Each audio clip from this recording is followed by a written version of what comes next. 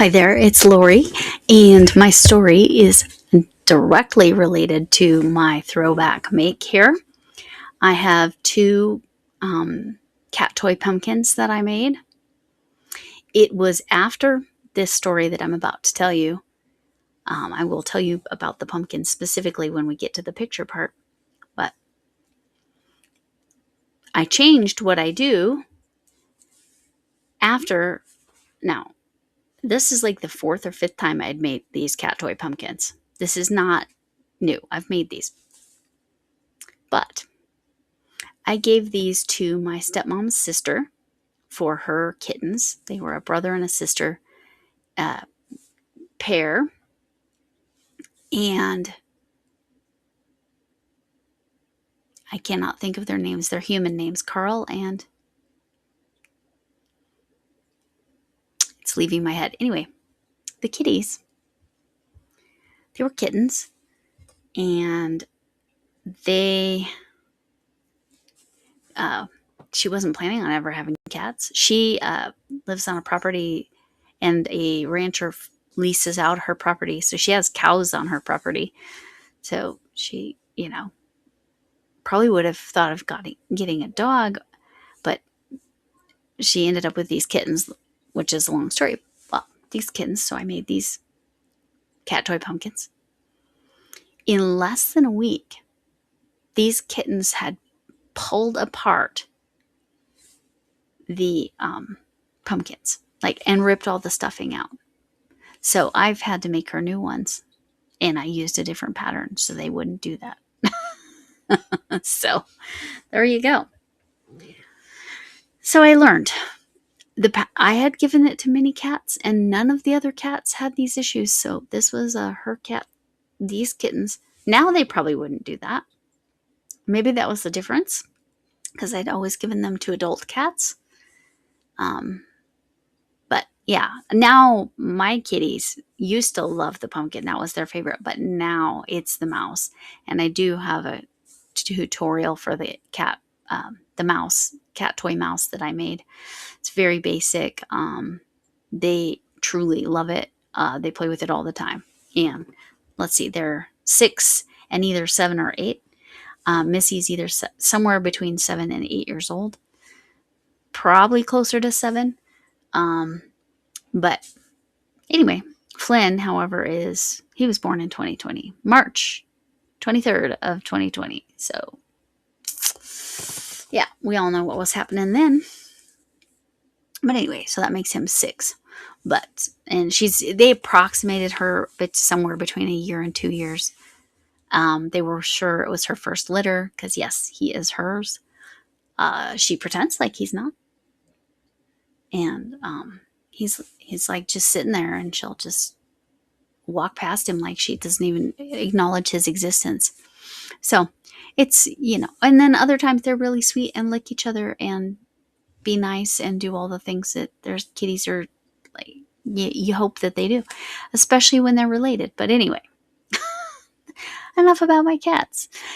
But so I'll do voice under with the picture of these pumpkins, and I will make sure you can have a pattern link.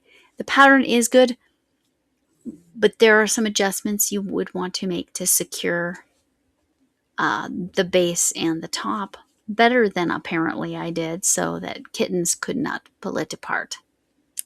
And that's when I started using socks as stuffing instead of clean old used socks, but clean, okay? Like socks that have holes that you would otherwise throw in a trash. They're perfect for lining a cat toy like this, a pumpkin, because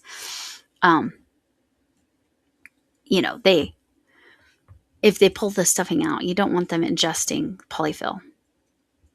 So that's my. And also, please make items for cats or animals out of 100% cotton, because if they do consume some of it, they could digest it. You don't want them to have a long string. That can be a real problem, and some people have lost their kitties that way. So be careful not to be a downer. Anyway, cats be cray, and that's probably why I like them.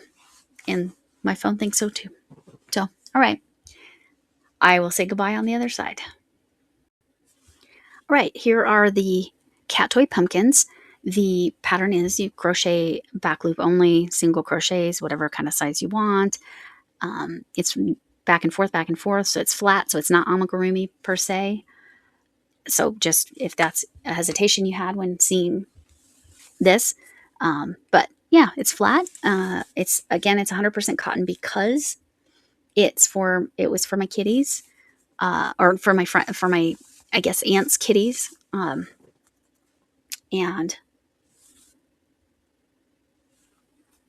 they really love it. But like I said, I learned to stuff it not with polyfill. You can use old like t-shirts that got holes in them, as long as whatever you're putting in there is clean and not something they're going to potentially ingest. If you're just making it because it's a cute pumpkin, then you don't have to worry about that. Stuff it with yarn pieces or whatever. I would not recommend stuffing it with yarn pieces for a cat toy because, again, if they manage to pull it apart and get it open, then you have to be concerned about them consuming that. So just be aware. If it's an animal toy, you got to be a little more aware of what you're doing with it and what you're making it out of. And I, again, 100% cotton versus and kitchen cotton is obviously better because they like the scratchiness. So sorry about the ends, but anyway, that is about all I can tell you. And I can tell you this is, I gave one to my aunt. Not this was previously that I gave one to my aunt, my mom's sister. This was for my stepmom's sister. But the thing is with my mom's sister, it inspired her to relearn how to crochet, which it was kind of special for me to get to work with her and reteach her because she also learned from my grandma, her mother, and wanted to relearn, and that I was able to help her learn how to make these. And then it helped me to be better at it because when you teach something, a lot of times it improves your own skills. That's part of the reason I'm doing the little knit stitches, like the things I'm learning as I'm knitting. So yeah, there you go. And the links for the pattern will be below. Be sure that you're making it very,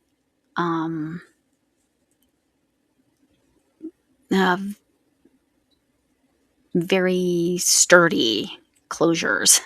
So weaving in your ends is a way bigger deal on this. I actually use my end to make the stem, which is not how the pattern shows it. So just be aware of that.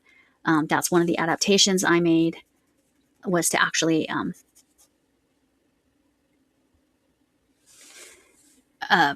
use that tail. But then I clearly did not cinch or secure the bottom or the top. I don't remember which end they got open, but anyway, keep that in mind. But it literally is flat. It's just knit a flat piece as big around and as long as you want. Back loop only, single crochet, US terms.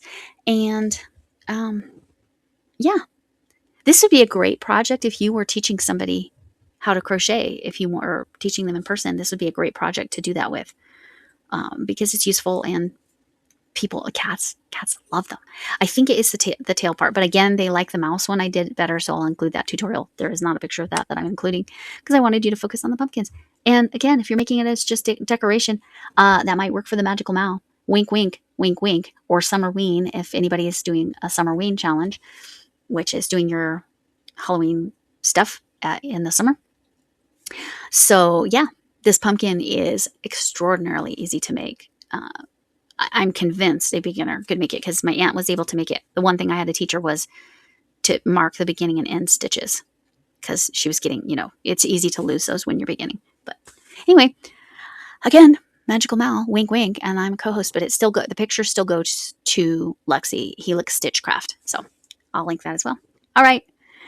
See you with my goodbyes. So I'm here to say thanks for coming in. Can I get an amen? Hugs from me, my potato head, who just had a rough go of it, and she pretty much completely fell apart. Her ear popped off, and I don't know where it went. I saw it pop off. I can't find it right now. So she's just like my dad. She can't hear out of this side. All right. Hugs from me, my potato head. Hugs from me. And hopefully you have a better day than me, my potato just did. Potato head.